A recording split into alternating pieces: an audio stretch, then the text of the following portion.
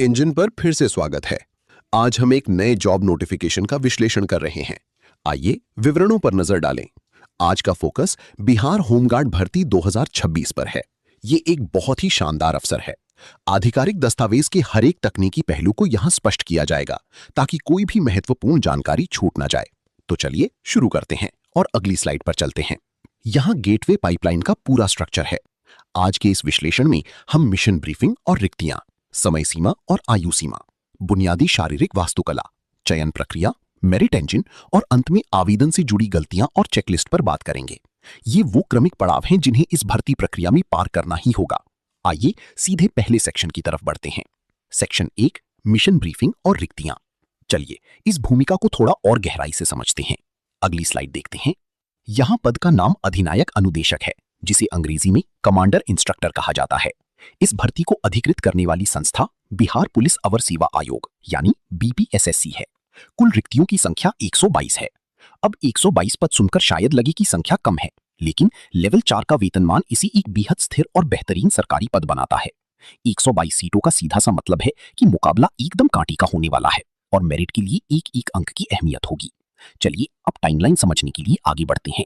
Section 2, समय सीमा और आयु सीमा। ये वो एंकर तिथियां हैं जिन्हें मिस करने का मतलब है प्रक्रिया से सीधा बाहर होना।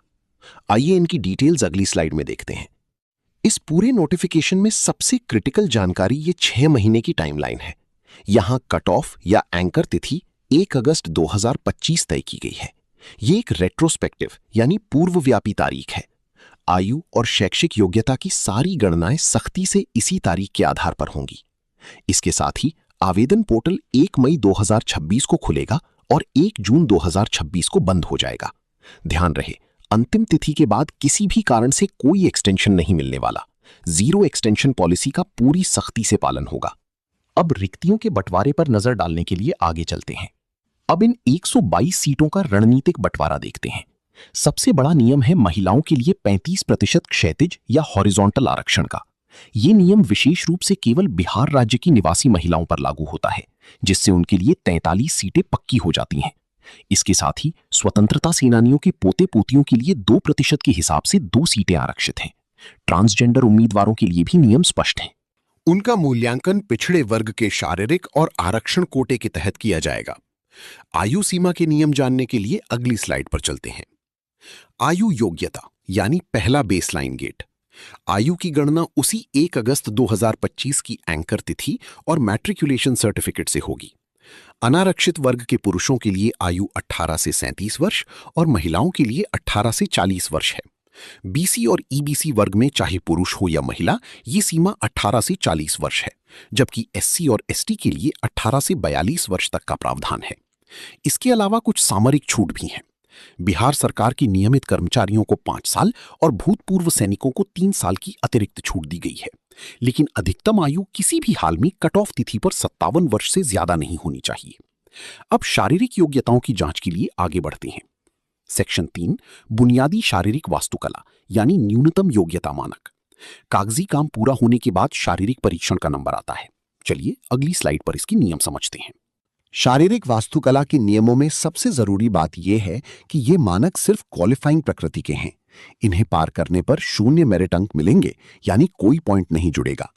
न्यूनतम ऊंचाई जनरल और बीसी पुरुषों के लिए 165 सेंटीमीटर, ईबीसी एससी एसटी पुरुषों के लिए 160 और सभी महिलाओं के लिए 155 सेंटीमीटर है। महिलाओं के लिए न्यूनतम 48 किलो वजन अनिवार्य है। पुरुषों के लिए छाती का विस्तार बेहद सख्त नियम है। बिना फुलाए और फुलाने के बाद की स्थिति में न्यूनतम 5 सेंटीमीटर का विस्तार होना ही चाहिए। इसके बिना तुरंत बाहर कर दिया जाएगा। अब चयन प्रक्रिया को समझने के लिए आगे चलते हैं। सेक्शन 4, चयन पाइपलाइन। यहीं से उम्मीदवारों को फिल्टर करने का असली काम शुरू होता है। आइए अगली स्लाइड पर इस पाइपलाइन को डिकोड करते हैं। पूरी भर्ती प्रक्रिया एक 3 चरणों वाले फनल की तरह काम करती है। पहला चरण लिखित परीक्षा है, जो सिर्फ शॉर्ट लिस्टिंग के लिए है। इसके अंक फाइनल मेरिट में बिल्कुल नहीं जुड़ेंगे। दूसरा और सबसे बड़ा फिल्टर है 5 मल्टीप्लायर। इसका मतलब है कि कुल रिक्तियों के सिर्फ 5 गुना लोग ही अगले चरण में जाएंगे, यानी लाखों आवेदनों में से सिर्फ लगभग 610 उम्मीदवार ही फिजिकल एफिशिएंसी टेस्ट या पीईटी तक पहुंच पाएंगे, जो कि तीसरा और अंतिम चरण है। यही चयन को पूरी तरह निर्धारित करेगा। लिखित परीक्षा का पैटर्न जानने के लिए आगे बढ़ते हैं। लिखित परीक्षा। ये एक OMR आधारित टेस्ट होगा। 2 घंटे के समय में 100 प्रश्न हल करने होंगे जो कुल 100 अंकों के होंगे।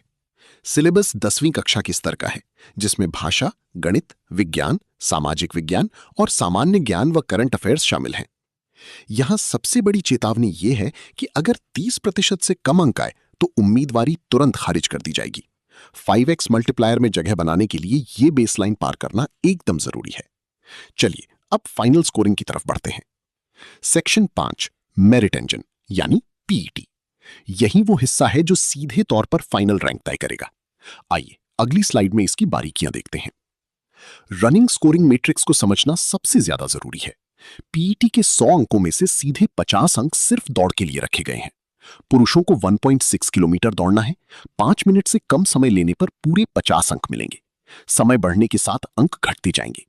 5 मिनट 20 सेकंड तक 40 अंक, 5 मिनट 40 सेकंड तक 30 अंक और 6 मिनट तक 20 अंक। 6 मिनट से ज्यादा समय लेने पर सीधा डिस्क्वालीफाई। महिलाओं के लिए 1 किलोमीटर की दौड़ है। 4 मिनट से कम में पूरे 50 अंक और अधिकतम 5 मिनट का समय मिलेगा। ध्यान रहे, बाकी इवेंट्स तक पहुंचने के लिए इस दौड़ को पास करना पहली शर्त है। चलिए बाकी के 50 अंकों का हिसाब अगली स्लाइड पर देखते हैं।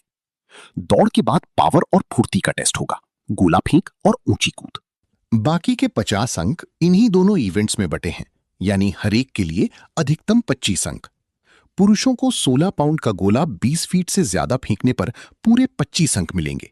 महिलाओं को 12 पाउंड का गोला 16 फीट से ऊपर फेंकने पर पूरे 25 अंक मिलेंगे।